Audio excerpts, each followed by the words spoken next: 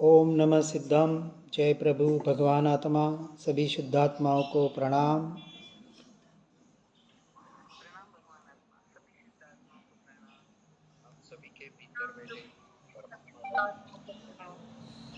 आप सभी के जीवन में आत्म धर्म की अभिवृद्धि हो, ऐसी मंगल भावना। आप सभी का जीवन धर्म में, आत्म में, निज धर्म में हो, यही शुभ कामना। अनादिकाल से यह जीव 84 लाख योनि रूप 4 गतियों में परिभ्रमण कर रहा है। व्यवहार की अपेक्षा से कर्म उसमें निमित्त बनते हैं, परंतु निश्चय से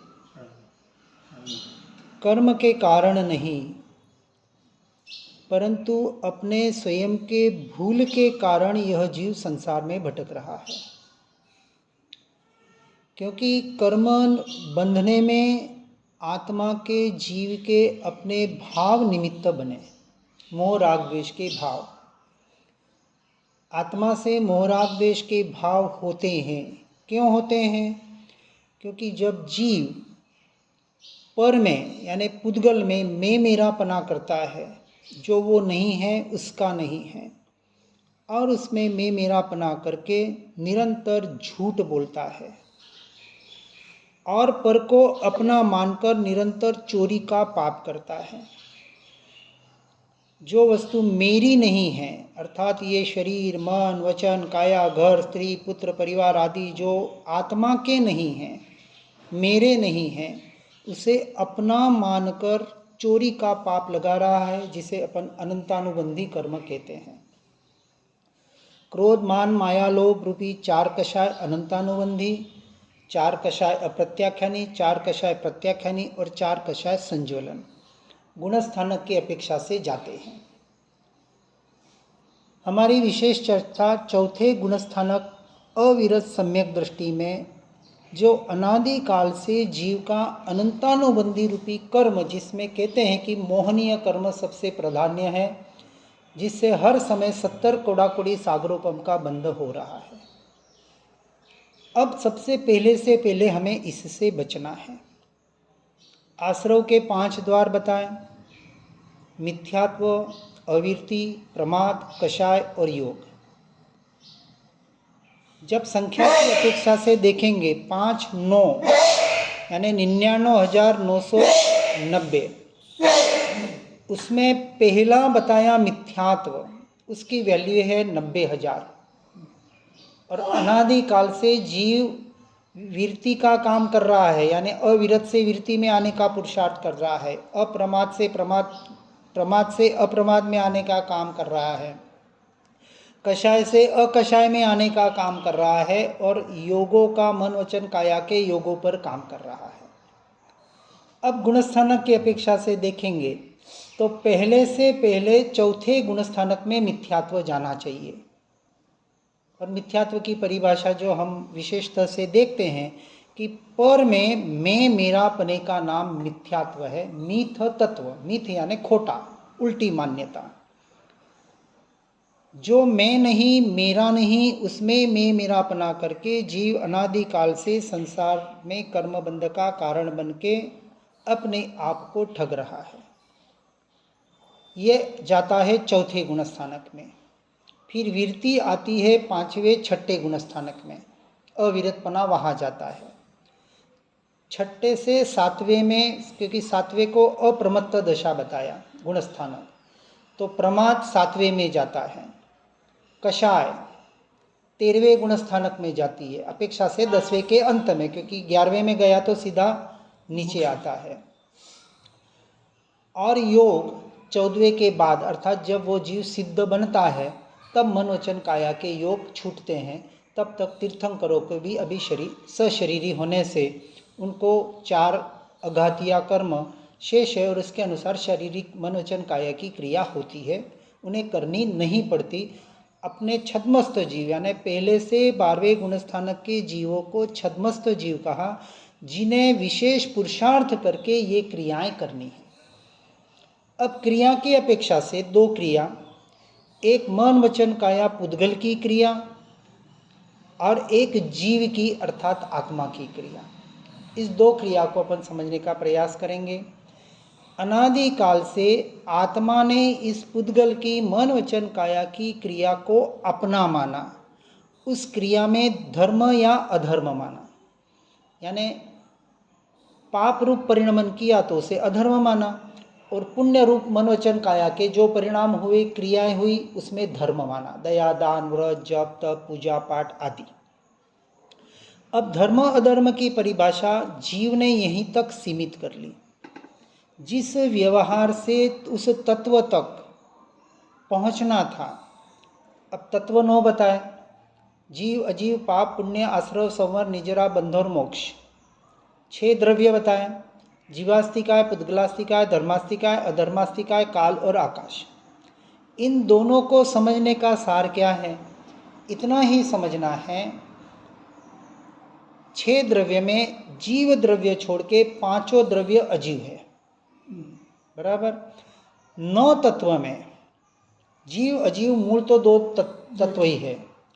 पाप पुण्य आश्रय संवर निजरा बंध और मोक्ष, ये अपेक्षा से जीव के परिणाम कहे जाते हैं, क्योंकि पाप पुण्य का आश्रव और आश्रव होने से बंध होता है। ये जीव के भावों को, जीव अपने भावों को बिगाड़ता है, अर्थात मोह राग द्वेष के जो परिणाम जीव के द्वारा होते हैं, उसकी वजह से पाप पुण्य रूपी आश्रव कर्मों का होता है, और वो बंध होके कार्बन शरीर में आ जाता है, जिसे अपन आत्मा को चिपकते हैं, ऐसा कहते हैं।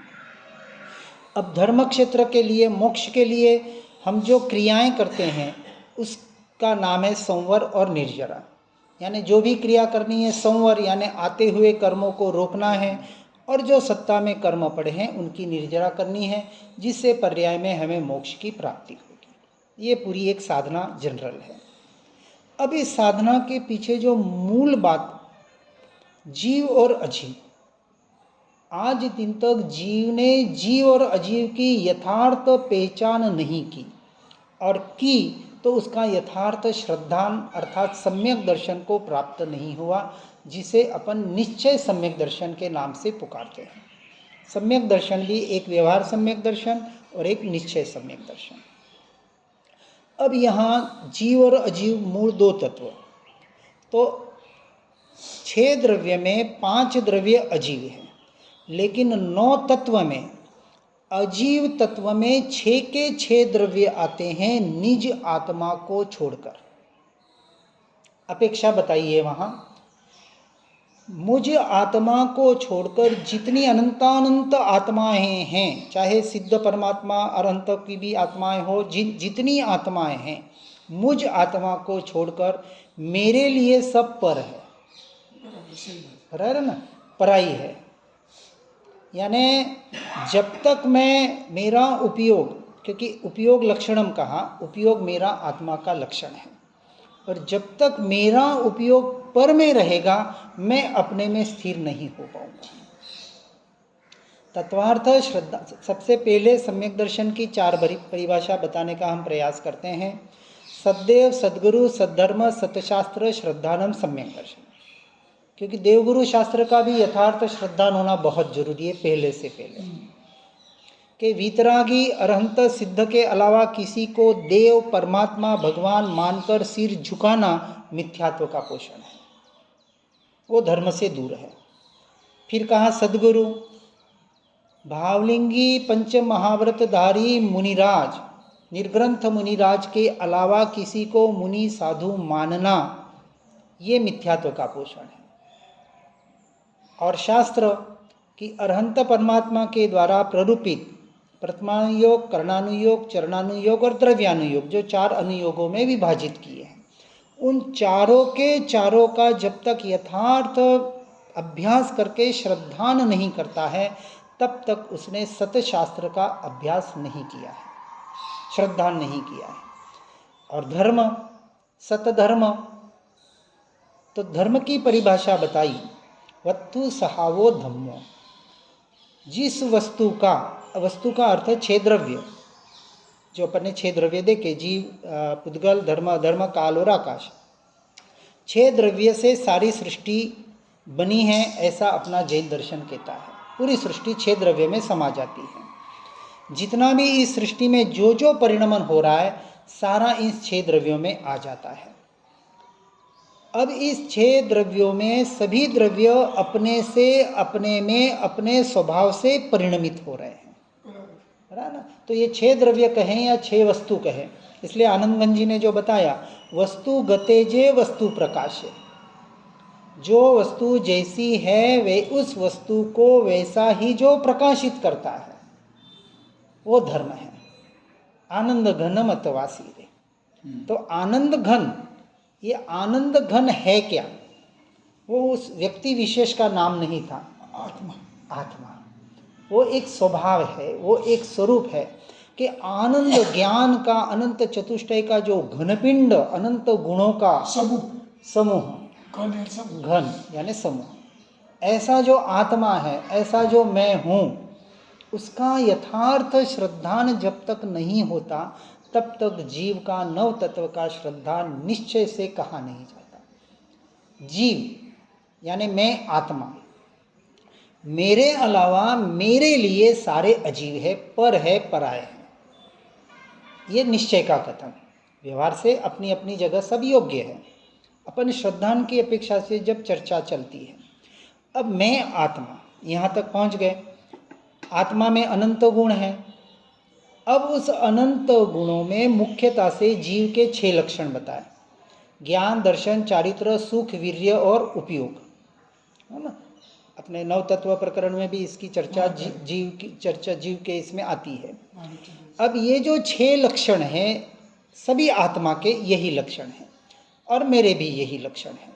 सिद्ध परमात्मा के हो या निगोद से लेके सिद्ध परमात्मा के बीच में जितने भी अनंतानंत जीव है, सभी की आत्मा का स्वरूप एक जैसा, 6 लक्षण लगता है। 6 लक्षण लगता है सभी आत्मा में, न कम है न ज़्यादा है। यदि सिद्ध परमात्मा में असंख्य गुण है तो अनंतानंत जितने जीव है उसके आत्मा में भी असंख्य गुण है। अब ये 6 लक्षण बताएं, उसमें भी मुख्यता से अपने इसमें दर्शन, ज्ञान, चारित्र की रत्नत्रय की अपेक्षा से आत्मा की भी अंदर इतनी शक्ति है, पर बिल्कुल सत्ता में पड़ी है, अभी प्रकट नहीं है और उसको प्रकट करना है, यही अपनी साधना है। उन्होंने प्रकट कर लिया और प्रकट करने की वजह से वो अपनी सत्ता में जैसे के तैसे बैठे हुए हैं। क्योंकि जब तक वो अपनी सत्ता का स्वीकार नहीं करेंगे, पहले क्या होगा, जैसे उदाहरण से अपन बताते हैं, कोई मूर्तिकार जैसे कोई प्रतिमा बनाना है तो पहले पत्थर देखने जाता है, वो पत्थर प्रतिमा के योग्य है या नहीं है ये देखेगा, यदि अयोग्य है तो रिजेक्ट करेगा। तो उसने उस पत्थर से प्रतिमा बनेगी या नहीं, तो पत्थर प्रतिमा बनने के लायक है या नहीं है उसका पहले वो निर्णय करेगा। उसी तरह जब तक जीव अपने सिद्ध स्वरूप आत्मा का निर्णय नहीं करेगा पहले कि ऐसा ही मैं हूँ, जो अपने नौपदी ओड़ी में आता है ना, रूपातीत स्वभाव जे केवल दंसन नाणी रे ते ध्याता निज आत्मा होय सिद्ध गुण। जैसे सिद्ध परमेष्टि है, ज्ञान दर्शन सहित है, वैसा ही मैं हूँ। अभी प्रकट नहीं है पर सत्ता में शक्ति रूप वैसा ही हर जीव है। हर जीव परमात्मा स्वरूप कहाँ, इसलिए जब दृष्टि कहा सम्यक दृष्टि, अर्थात सम्यक दृष्टि की दृष्टि ये होती है कि वो अपने आप को और सभी जीवों को परमात्मा स्वरूप देखता है। क्योंकि बाहर जो दिख रहा है वो सारा कर्मों का खेल है, कोई अच्छा है कोई बुरा है, कोई ऊंच है कोई नीच है, कोई किस जाति का है कोई किस, ये सारे जितने भी भेद बाहर है ये सारे व्यवहार के भेद है, अपनी जगह ठीक है, लेकिन वो सारे भेद कर्मोदय कर्मों का खेल है। और सभी 84 लाख योनियों में जब ये जीव जाके आया है तो इस 14 राजलोक में ऐसी एक जगह नहीं है जहां इस जीव ने व्यवहार से जन्म मरण नहीं किया। और इस मध्यलोक में ऐसी एक जगह नहीं है जहाँ से कोई सिद्ध परमेष्ठी नहीं बने। मध्यलोक से साढ़े दिन पुरुष, जहाँ ढाई द्वीप जो अपन कहते हैं, तो अनंत जीव अनादि काल से इस संसार में भटक भी रहे हैं और अनंत जीवों का मोक्ष भी हो गया है और होता रहे, क्योंकि एक सुई के नोक पे अपन अनंत जीव कहते हैं कंदमूल में। तो विचार करें कि एक सुई के नोक पे ऐसे अनंत अनंत जीव ठसाठस सृष्टि में भरे हुए हैं, सिद्धशिला में भी भरे हुए हैं और वहाँ भी हम जाके आ गए। तो सिद्धशिला में भी जाके आ गए, महाविद्य क्षेत्र में भी जाके आ गए, और सबके पीछे ये भव भ्रमण का जो कारण है वो मूल कारण यही है कि आज दिन तक इस जीव ने, आत्मा ने अपनी पहचान यथा योग्य न करके परमे में मेरापना किया और स्व में मेरापना नहीं किया, इसलिए कर्मों का बंध करके ये भटकना हो रहा है। ये मूल कारण पहले स्वीकार होना चाहिए। फिर थोड़ा आगे बढ़ेंगे। यदि मुझे मेरे आत्मा की साधना आराधना करके ही संवर निर्जरा होगी तो मुझे अब क्या करना है। तो थोड़ा आगे बढ़ेंगे कि आप स्वभाव हमारे अवधु सदा मगन में रहना, जगत जीव है कर्माधीना, अचरज कछुअन दीना। अब इस अध्याय में यहाँ मुनिराज कहते हैं, कौन से मुनि का था, शुद्धोपयोग ने समताधारी, ज्ञान ध्यान मनोहारी, कर्म कलंकों को दूर निवारे, जीव वरे शिव नारी। ये शिव मुनि या उनका नाम जो अंत में आया है, जो भी मुनि हो, उन्होंने इस रचना को बनाया है, सज्जाय को बनाया है।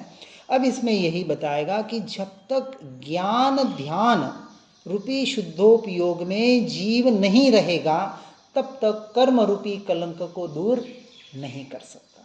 इसलिए हे जीव, इस सज्जाय के द्वारा बताया कि निरंतर तू अपने स्वभाव में रहने का पुरुषार्थ कर। आप स्वभाव मारे अवधु सदा मगन में रहना, यही साधना है। अब ये साधना करनी है तो स्वभाव को समझना पड़ेगा।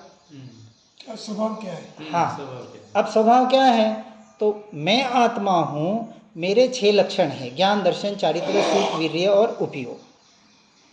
अब ये 6 में दर्शन ज्ञान चारित्र की मुख्यता बताई, उसमें भी मुख्यता बताई ज्ञान स्वभाव की अपेक्षा से, निश्चय की अपेक्षा से ज्ञान को ही आत्मा कहा जाता है और आत्मा तक पहुंचने का मुख्य साधन अनंत गुणों में ये ज्ञान स्वभाव है, ज्ञान मुख्य है। अब यहाँ ज्ञान के 4 भेद बताए।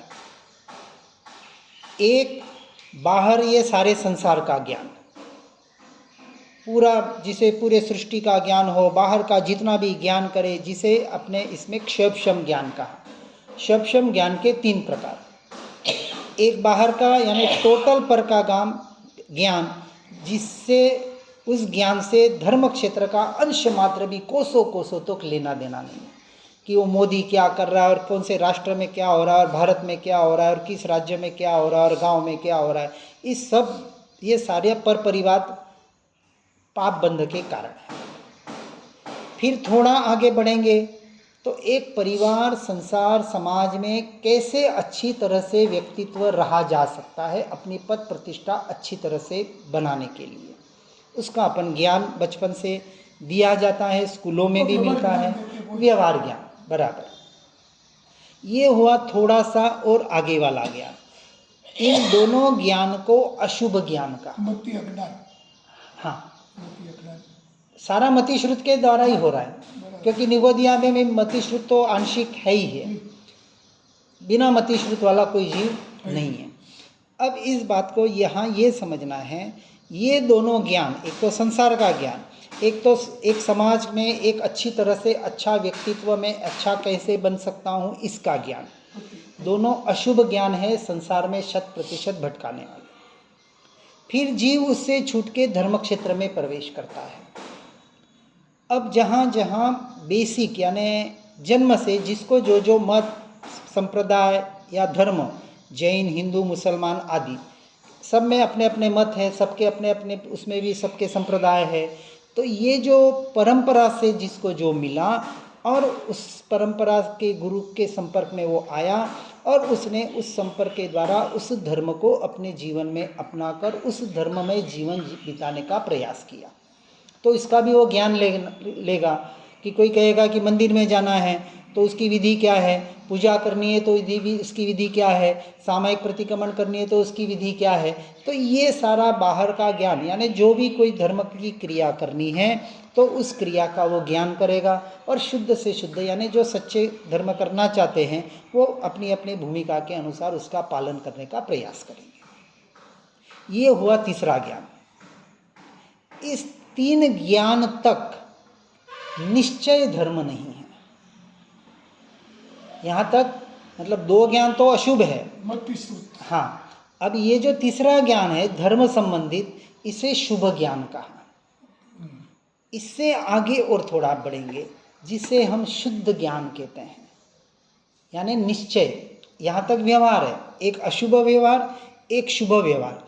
अब जो तीसरी बात आएगी वो आएगी शुद्ध व्यवहार, शुद्ध क्रिया।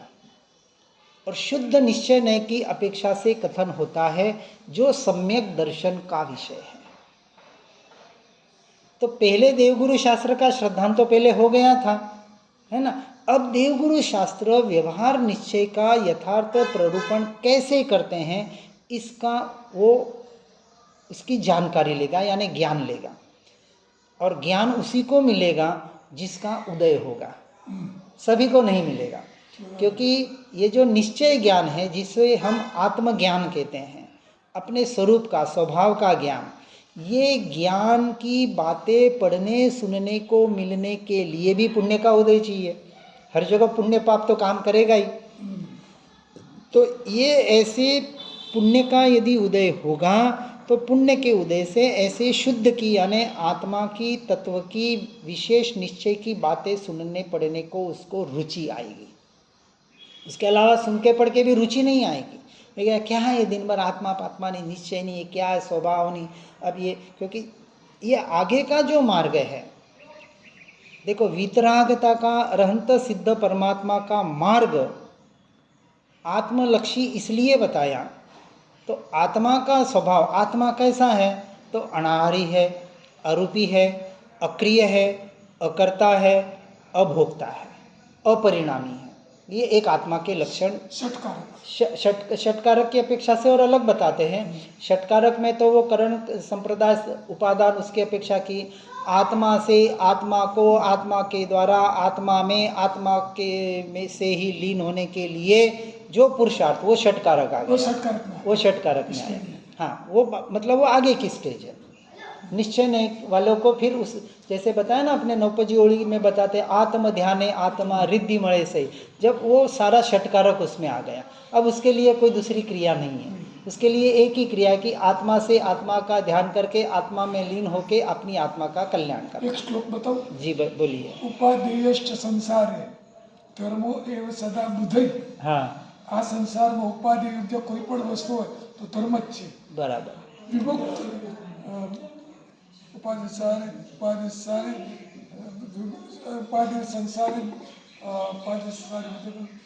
विशुद्ध मुक्त सर्वम यतोन्यत दुख कार्य विशुद्ध तरवत मोक्षो कार्य बाकी संसार की रखा, बाकी संसार की रखा। श्लोक वाक्य में कहूँ बिल्कुल ठीक बात है। विशुद्ध मुक्त है, विशुद्ध मुक्त है।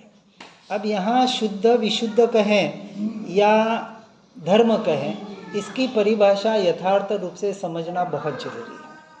अब यहाँ वापस व्यवहार नीचे आ जाएगा।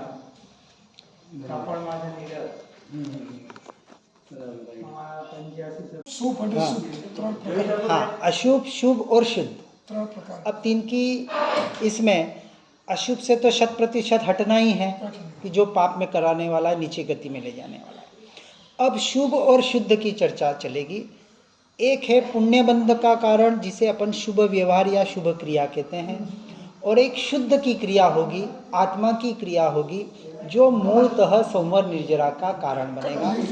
और इसी बात को ज्ञान सार जो ग्रंथ अपन लेने का प्रयास करेंगे उसमें उपाध्याय यशो विजय जी ने इस बात को अच्छी तरह से बताने का प्रयास किया है। ठीक है, तो इस शुद्ध को ज्ञान सार के माध्यम से फिर उसमें जैसे जैसे चर्चा आएगी तो अपन आत्मा की चर्चा, आत्मा का स्वरूप क्या है, स्वभाव क्या है, भेद ज्ञान क्या है, ये सारा इसमें अपना चलेगा। ओम नमः सिद्धम, नमो अनंताणं, नमो सिद्धाणं, नमो आयर्याणं, नमो उज्जायणं, नमो लोय सवसाहुणम एसो पंच नमो यारो सव पावपणासुण मंगलानि च सवेसिं परमं हवै मंगलम। अज्ञानतिमिरान्धानां ज्ञानाञ्जनं शलाकयो चक्षु उन्मीलितं येन तस्मै श्री गुरवे नमः। ज्ञानसार ग्रंथ की शुरुआत कर रहे हैं। पहला चैप्टर पूर्णता। शुरुआत ही पूर्णता से की है, अपूर्ण दशा बताई नहीं है। पहली गाथा, ऐन्द्र श्री सुखमग्नेन लीला लग्न मिवाखिलम सच्चिदानंद पूर्णेन पूर्णम जगदवेक्षति। हिंदी में उसकी गाथा बताई है। बन ऐन्द्र सुख में मग्न देखे इंद्र जग को हर्ष में, सच्चिदानंदी देखते त्यों ज्ञान के उत्कर्ष में।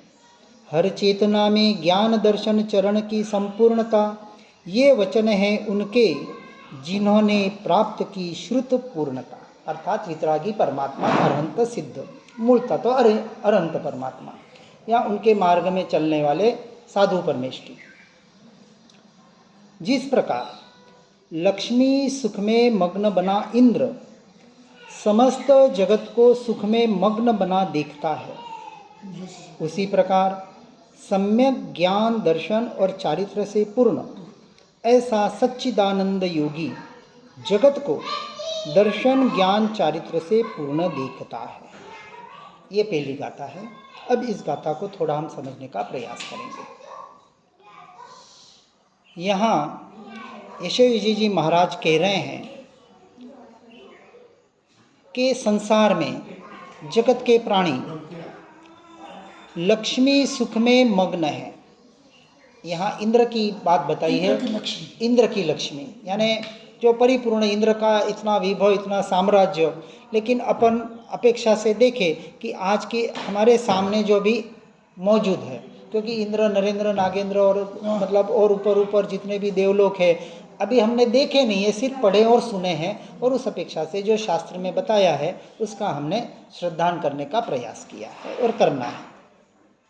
यदि देखें कि इंद्र के सुख, जो इंद्र उस सुख में कैसा मग्न बनता है और इसका उपयोग, इसका क्या कहते हैं कि प्रैक्टिकल इस जगत में हम देख सकते हैं कि जितने भी धनाढ्य व्यक्ति है, जितना जितना अरबों खरबों रुपया है, वो उस मौज मस्ती में उस पैसों का उपयोग अपने इंद्रियों के सुखों की प्राप्ति के लिए उसी में पड़ते हैं।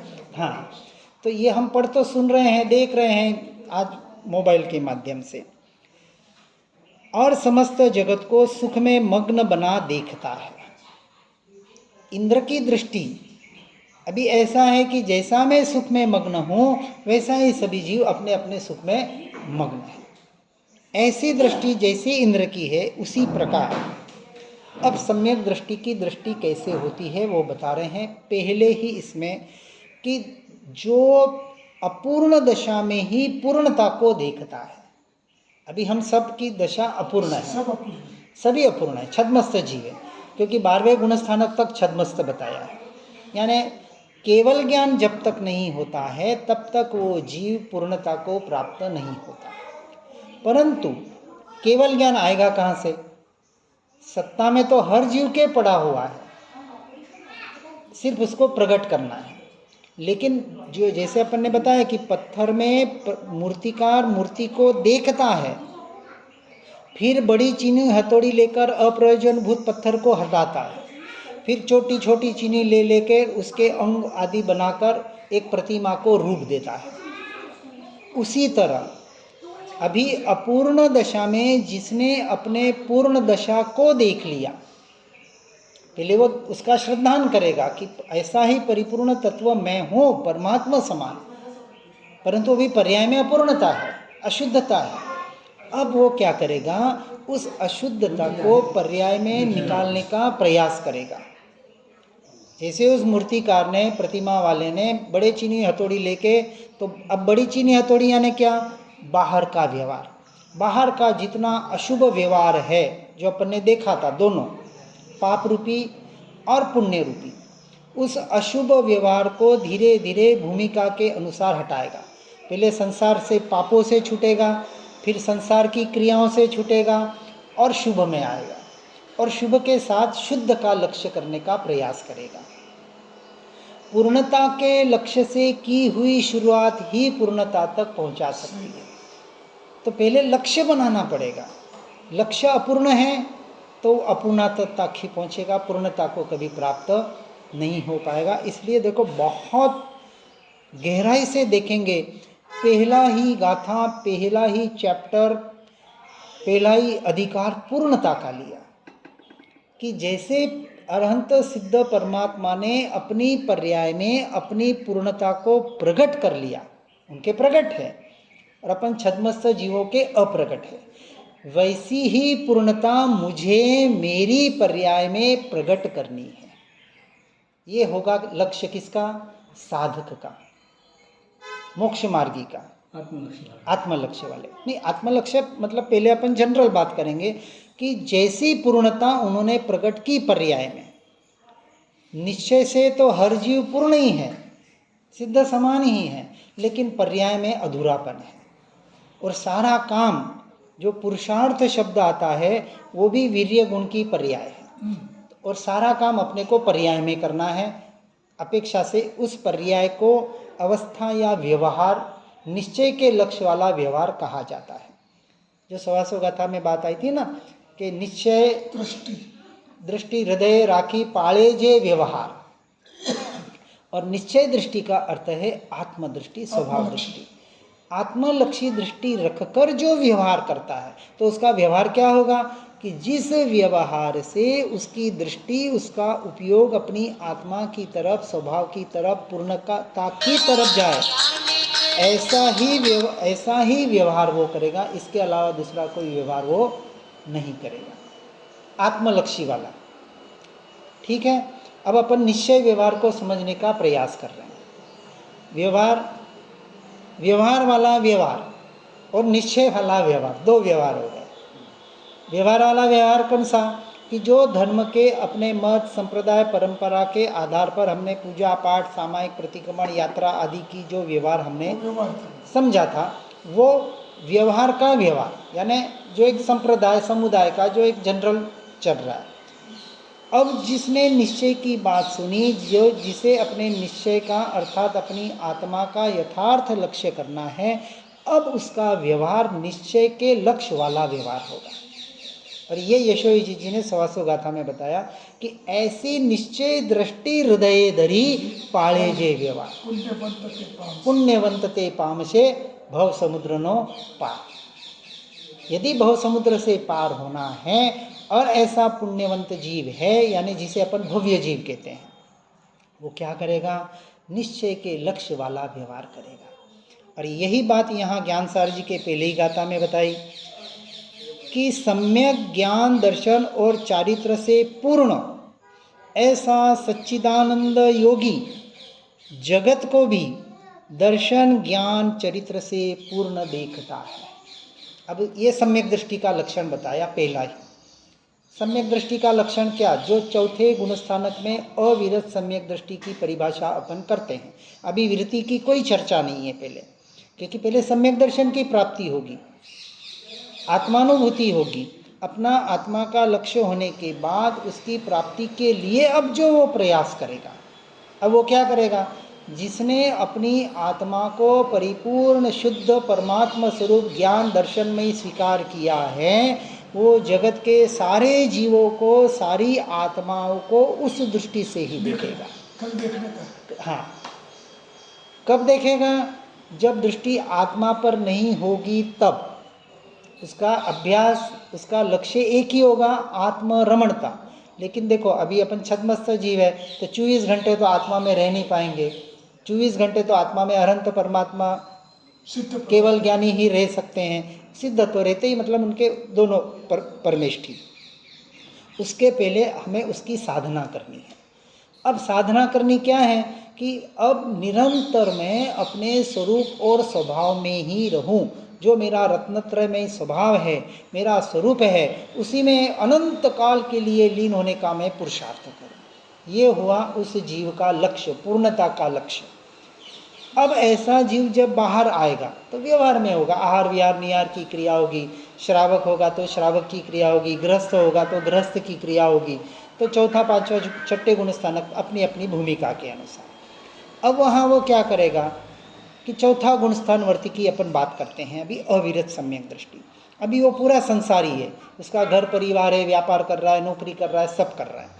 लेकिन जब उसकी दृष्टि सम्यक हो गई, सम्यक दृष्टि का अर्थ है जब उसने अपने आप को पूर्ण ऐसे परमात्मा स्वरूप स्वीकार किया, अर्थात उसने जिनेश्वर परमात्मा की आज्ञा को स्वीकार किया। परमात्मा की आज्ञा, जैसे ये प्रतिमा अपन देखते हैं ना, प्रतिमा के हम मूल 3 लक्ष्य बताते हैं। वीतराग मुद्रा, अपनी वितरागी मुद्रा है, कोई स्त्री हो आदि शस्त्र वगैरह उनके पास नहीं है, तो एकमात्र। अब ये वितरागी मुद्रा क्या बता रही है? पूर्णता के लक्ष्य बता रही है। जिन दर्शन से निज दर्शन। तो जिन दर्शन कैसे करने कि हे जिनेश्वर परमात्मा, हे वितरागी परमात्मा। अब आपकी ये प्रतिमा पुकार पुकार कर उपदेश दे रही है, भले पत्थर की है, सोने की है, हीरे जवाहरात जो भी है, लेकिन वो एक आलंबन है हमारे लिए। ये आलंबन, वो प्रतिमा जड़ होते हुए भी हमें उपदेश दे रही है। क्या दे रही है कि अब पांव पे पांव धर के बैठ जा, पद्मासन मुद्रा, जो ध्यान की मुद्रा, कि हे जीव, अनादि काल से तू पर में मैं मेरा पना करके संसार में भटक लिया। अब वहाँ से हट जा, भटकना यदि तुझे छोड़ना है तो पद्मासन मुद्रा डाल के तुझे स्थिर होना पड़ेगा। अब ये तो आसन हो गया, शरीर की मुद्रा हुई। कहाँ स्थिर होना है? तो जो परिपूर्ण पूर्णता तेरा तत्व है, जो तू है, आत्मा है, जो तेरा स्वरूप है, स्वभाव है, उसमें स्थिर होना, व्यवहार और निश्चय। दूसरी मुद्रा, हाथ पे हाथ धर के बैठना, ये वितरागी मुद्रा है। अब ये क्या कह रही है? जैसे संसार में अपन व्यवहार से कहते हैं ना कि कोई काम नहीं करता है, 30 साल 35 साल का होगा, कोई कमाई नहीं कर रहा है, घर पे बैठा है, खाली आ जा रहा है दोस्तों के साथ, तो उसको उसके माता पिता डांटते, अरे हाथ पे हाथ धर के क्या बैठा है, कुछ कर। हिंदी बोलते हाथ पे हाथ। हाँ, अब यहाँ उल्टा काम करना है, क्योंकि संसार का मोक्ष मार्ग संसार से पूरा उल्टा है, या यूं कहें कि संसार मोक्ष मार्ग से पूरा उल्टा है, जो भी परिभाषा। अब यहाँ कहते हैं कि ये जो मैं मेरा बना करके जो तू पर का कर्ता भोक्ता बना है, मैंने किया, मैं कर सकता हूँ, मैं उसका ऐसा किया, उसे अभी कर्म पे भरोसा नहीं है। या आई ना आप स्वभाव की सज्जा में, जगत जीव है कर्माधीना अचरज कछुअन। अर्थात ये मन वचन काया, ये शरीर और जगत में 5 इंद्रियों से जो कुछ भी जानने में आ रहा है, सब कर्म के अधीन है। सारा परिणमन कर्म के उदय के अनुसार हो रहा है। उसमें आत्मा, कोई भी जीव अंश मात्र भी फेरफार नहीं, इवन परमात्मा भी नहीं कर सकते।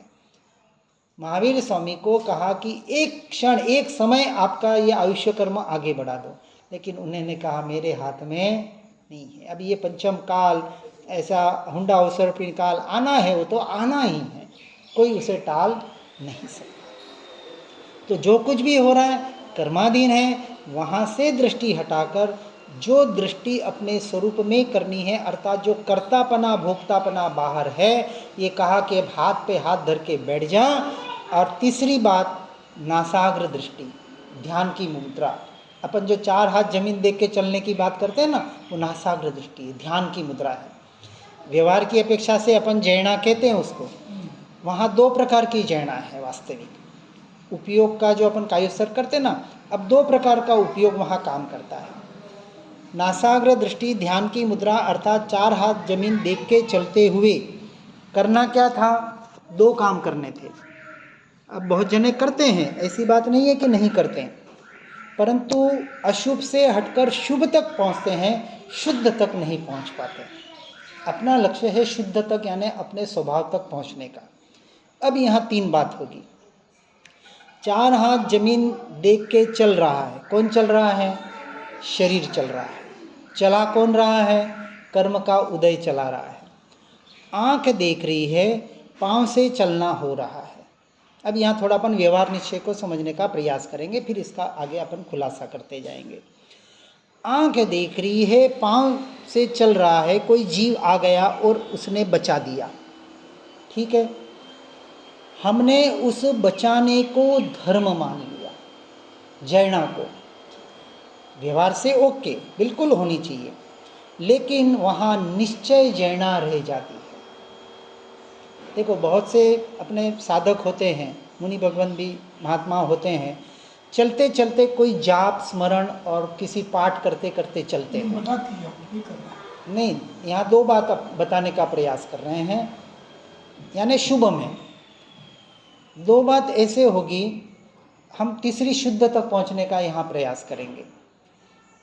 जब आपका देखो, इसमें मना यूँ नहीं करना, इसमें क्या होता है, थोड़ी मेरी अपेक्षा से बोलूँगा मैं, आप थोड़ा इसमें थोड़ा अपना, इस पर अपन बाद में चर्चा करेंगे। अब यहाँ जो बात बताने का प्रयास कर रहे हैं, एक बात थोड़ी मेरी चर्चा निश्चय की होगी, व्यवहार जो है उसका 1% भी निषेध नहीं होगा, सिर्फ उसको अभी अपन गौण करेंगे। व्यवहार सबको पता है, जैसा कर रहे हैं वैसा ही करना है। मेरा लक्ष्य थोड़ा निश्चय का आत्म लक्ष्य करने का प्रयास है। उस अपेक्षा से मेरा एक प्रश्न है, क्या कोई जीव मरता है? निश्चय का प्रश्न है। व्यवहार से अपन जन्म मृत्यु कहते हैं, ओके बिल्कुल है, तो अपने को जैनापूर्वक चलना है, जीवों को बचाना है, जीव दया करनी है, व्यवहार जैसा का जैसा। अपनी चर्चा है श्रद्धा की। आपके श्रद्धा में क्या है?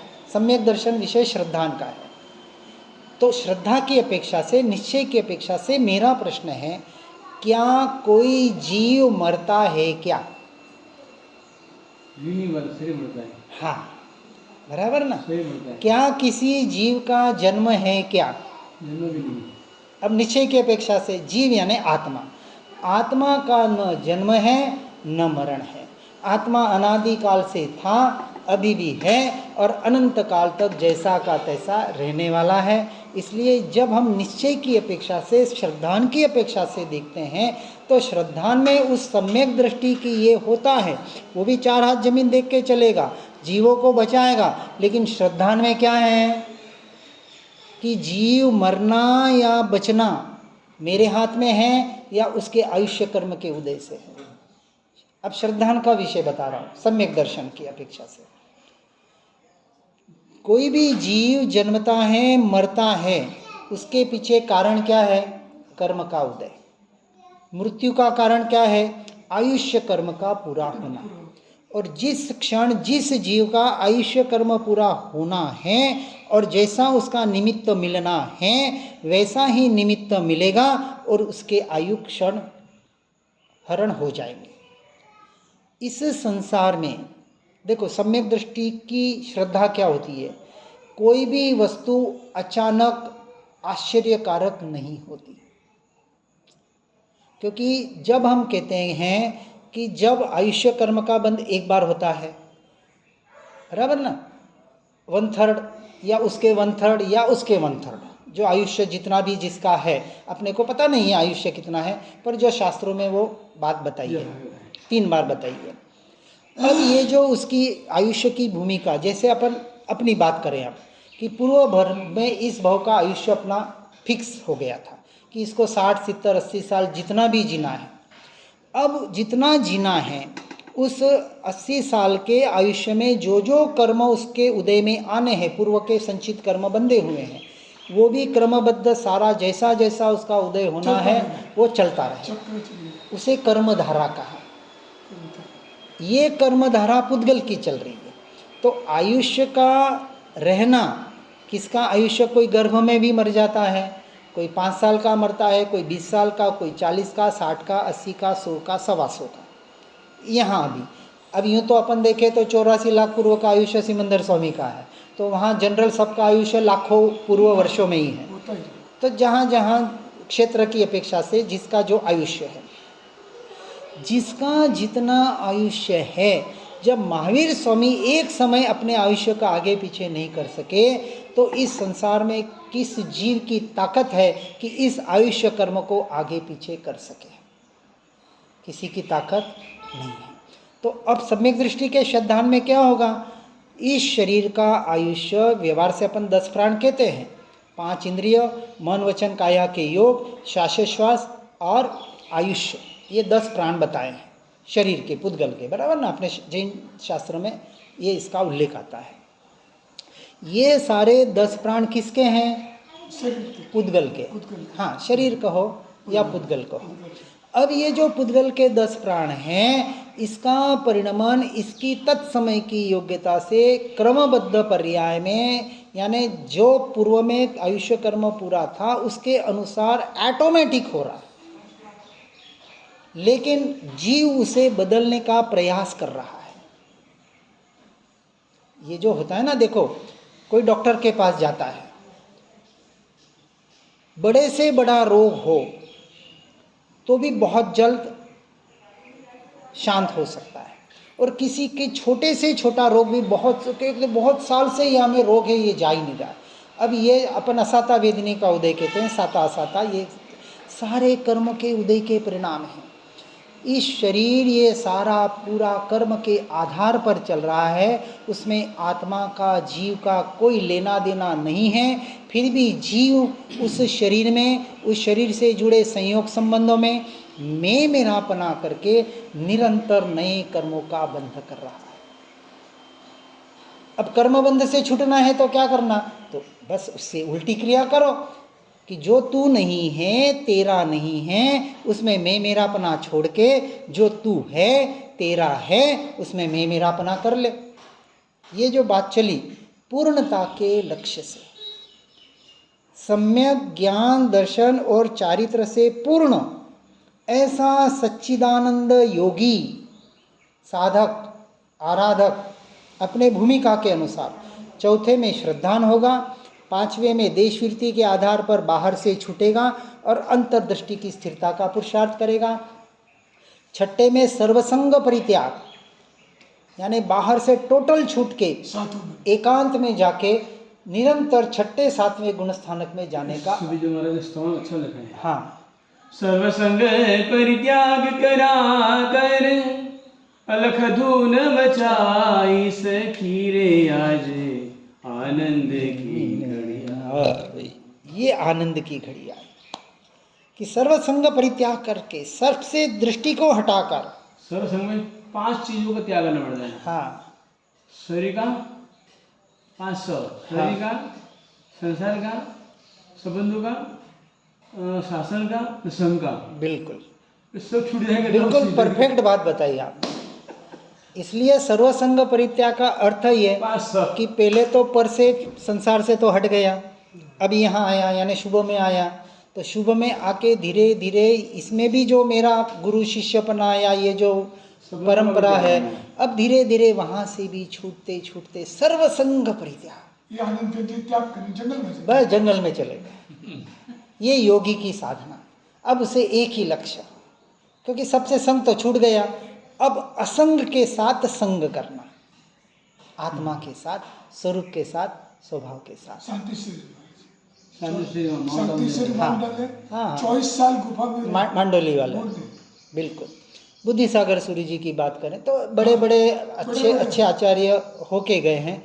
अब जैसे अपन कल वो पुस्तक देखी थी ना, बुद्धि सागर जी की अध्यात्म गीता, आत्मा के सिवा 250 के आसपास उनके श्लोक है, दूसरी कोई बात ही नहीं की है, और इसलिए नाम दिया अध्यात्म गीता। ये इससे बड़ी गीता क्या होगी हमारे लिए, लेकिन इस पे जो विशेष चर्चा होनी चाहिए वो अपने नहीं हो पा रही है। कोई पढ़ता ही नहीं है उनको। हाँ, वही कह रहा हूँ ना, चर्चा तो दूर की बात, पढ़ते ही नहीं है। समझना पड़ेगा। हाँ बिल्कुल, भाई पढ़ते हैं, समझने में। मैंने तो जब पूरी किताब पढ़ी मुझे लगा ये सारा बेसिक है। मैंने दो पेज पढ़े। हाँ, बढ़िया है, एकदम बढ़िया। मैंने तो पूरी सारी गाथाएं पढ़ ली गुजराती वाली, क्योंकि संस्कृत तो इतना आता नहीं है अपने को। गुजराती ये देखो, तीर्थंकर जब उनकी देशना खीरती है, सबको अपनी अपनी भाषा में सुनाई देती है, तो मैं क्यों संस्कृत, और मुझे मेरी भाषा में पढ़ने को मिल रहा है तो मैं मेरी भाषा में पढ़ूं और समझूं। सही बात। तो मैं हिंदी वाला हूँ, आज हिंदी में सारा अवेलेबल है, तो जिस भाषा में, हम तो ये कहेंगे जिसको जो समझ आना चाहिए। अब होता क्या है, जीव सूत्र तो बोलता है, हम जो भी ये पूजा करते हैं ना उनको एक ही पूछते हैं, आप धूप पूजा में कौन सा दोहा बोलते हो? तो बोले ध्यान घटा प्रगटा वीरे वामन जिन धूप मिच्छंत दुर्गंध दूर टळे प्रगटे। आप तक चलो कौन बताएगा यहाँ इसका अर्थ है? कोई बताए? सूत्र तो याद है ना मेरे ख्याल से, बोलते हैं ना? यही दुआ बोलते चलो अर्थ बता दो। फिर क्या बोल रहे हैं आप? आपको ही पता नहीं क्या बोल रहे हैं। और मुंहपति के पड़ी लैंड बोलते सूत्र अर्थ तत्व करी सद्ध। 50 बोल। पहले ही 3 बोल हाँ क्या है? सूत्र अर्थ तत्व करी सद्ध हूँ। सद्ध हूँ यानी श्रद्धा करता हूँ। किसकी श्रद्धा करता हूँ? सूत्रों की श्रद्धा करता हूँ, उसके अर्थ की श्रद्धा करता हूँ, और उस सूत्र अर्थ में जो तत्व है उनकी उसकी श्रद्धा करता हूँ। पहले ही 3 बोल, और यहाँ सूत्र बोल रहे, अर्थ ही पता नहीं तो तत्व कहाँ से पता चलेगा? किसकी श्रद्धा करोगे? पूरा अज्ञानमय जीवन जिया जा रहा है। एक ये धूप पूजा यदि तो पूजा पता चल जाए ना, उसका भावार्थ अर्थ और तत्व पता चल जाए ना, मिच्छंत दुर्गंध दूर टળી। मिच्छंत यानी मिथ्यात्व। मिथ्यात्व है, पता किसको? नहीं पता। मिथ्यात्व किसे कहा वो भी पता नहीं। तो इस सूत्र से बताया धूप पूजा में कि हे जीव, यशो विजय जी के दोहे हैं, वो बता रहे हैं वहाँ, अपने मिथ्यात्व रूपी दुर्गंध को दूर करेगा तो तेरा आत्मा रूपी स्वभाव प्रकट हो जाएगा। प्रकटे आत्मा स्वरूप। तो करना क्या था? धूप पूजा नहीं करनी थी जीवन भर। करना क्या था? धूप पूजा एक माध्यम था आपको आगे की ले जाने के लिए। तो धूप पूजा में बताया, हे जीव, मिथ्यात्व रूपी दुर्गंध को दूर कर और आत्मा के स्वरूप को प्रकट कर। अब हम जिंदगी भर वो ले लेके धूप पूजा करते रह रहे, मिथ्यात्व क्या है पता ही नहीं, तो उसको दूर करने की तो बात ही नहीं। शब्द को पकड़ के अर्थ को नहीं। हाँ, शब्द मतलब वो एक तोता रटन टाइप हो गया, बस बोलना है इसलिए बोल देते हैं। सिखाते भी ये दर्पण करते हैं ना, उसमें भी आत्मा की बात है। अरे 8 के 8 दोहे में ज्ञान कलश भरी आत्मा समता रस भरपूर श्री जिनने नवरावता कर्म था। ये पानी और धोने से कर्म चकचूर नहीं होंगे, ये तो एक क्रिया थी आपको जोड़ने के लिए। करना है, वापस समझना, निषेध नहीं कर रहा हूँ। करना है। उस सूत्र में आपको उपदेश दिया गया था, ज्ञान कलश भरी आत्मा, ये ज्ञान सार, 50 रुपये कलश। ज्ञान रूपी कलश, आत्मा में समता रूपी रस भरा पड़ा हुआ है, बाहर नहीं है। और जब तक इस ज्ञान रूपी कलश में समता रूपी रस को नहीं देखेगा यहाँ भीतर, तब तक तेरे कर्म चकचूर नहीं होने वाले। ये लाखों क्या करोड़ों वर्षों तक अभिषेक करता रहे, कुछ नहीं होने वाला। तो ये सूत्र समझना है। यही हम समझ बता रहे हैं ना। पाठशाला जाते ही हाँ, अब हमें क्या है, देखो पाठशाला भी जाते तो क्या है, ये सूत्र आपको सिखा देंगे और बोलेंगे जाओ सूत्र बोलो और पूजा करो। बस यही सिखा। मैं जो भाव बताने का प्रयास कर रहा हूँ, देखो सूत्र को ही बता रहा हूँ और कुछ नहीं बता रहा हूँ। यशो विजय जी के ये 8 दोहे, नौपजी ओली के 9 दोहे, संथारा पुरसी के दोहे, मतलब एक ये जो अध्यात्म की अपेक्षा से बात करते बहुत हैं, बहुत बढ़िया है। पूरा माल दिया हुआ है, लेकिन हमें उस माल की पहचान नहीं है। कचरे को ही सोना समझ बैठे। एक प्रारंभिक भूमिका में जो जोड़ा गया था और जिस भूमिका के आधार पर आगे बढ़ना था, देखो इसमें भूल अपनी भी है। हमने कभी जाके पूछा किसी को, इसका अर्थ क्या बताओ, इसका भाव क्या करना चाहिए बताओ। अब देखो दोनों की भूल है, अपनी भी तो भूल है ना। हम कहाँ पूछ रहे अर्थ? बस ऐसे जाएगा। आप मुंहपति के 50 बोल बोलते हो, अरे 50 बोल जीवन में उतर जाए ना, एक शास्त्र पढ़ने की जरूरत नहीं है। सही है। 50 बोल में पूरा जिन शासन आ गया। पूरा पूरा उपध्यान करते हैं ना, हाँ, तो भी उपपत्ति का 50 नहीं आता है। अब बोल रहा हूँ ना, सारी क्रिया में बिल्कुल शुद्ध करता था। भुवन मानुसुरु जी के वो सचित्र प्रतिक्रमण पुस्तक, मेरे इतनी आंख बंद करके एक एक चित्र वंदितु बोलता था, नमोत्थणम बोलता था, एक एक चित्र आंखों के सामने इतना शुद्ध प्रतिक्रमण करता था। फिर भी आत्मा क्या है तब तक पता नहीं था। उपध्यान तब कर लिए, सब कर लिए। 2010 के बाद जब ये निश्चय का मार्ग मिला, देखो जो मिला, मेरी बात कर रहा हूँ, दिगंबर का समयसार जी का शास्त्र है, वो मेरे हाथ में आया। और एक मोक्ष मार्ग प्रकाशक है, अब तब अपन श्वेतांबर से ही थे, तो ठीक है, किसी ने बता दिया कि आपको थोड़ी अच्छी रुचि है और आप साधना करना है, तो आप एक बार ये शास्त्र पढ़िए। एक्चुअली ज्ञानसार और ये भी बाद में पढ़े मैंने। अब वो पढ़ने के बाद उसमें जो उन्होंने आत्मा की बात, प्योर बात बताई है, पढ़ते ही पहले तो एकदम तो समझ में नहीं आता है, कोई भी नया ग्रंथ लेते हैं तो जब वो रुचि जगी, पूर्व भाव का कोई संस्कार होगा। अब ये जो सारी साधना हैं, हम सिर्फ एक छिलके का काम कर रहे हैं। वास्तविक उस सूत्रों में सूत्र, अर्थ और तत्व करी शब्द हूँ। सूत्र हमें अर्थ ही पता नहीं, और जिनको अर्थ पता भी है, कोई कोई है जो पढ़ाई करते हैं, उनको तत्व का पता नहीं है।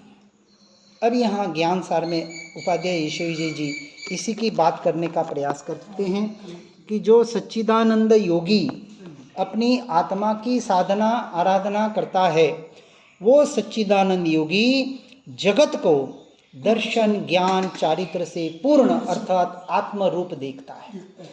जिसकी अपनी आत्मा पर श्रद्धा है, जो सिद्ध पद में बताया ना, नौपजी ओड़ी में, रूपातीत स्वभाव जे केवल दंसन नाणी रे ते ध्याता निज आत्मा।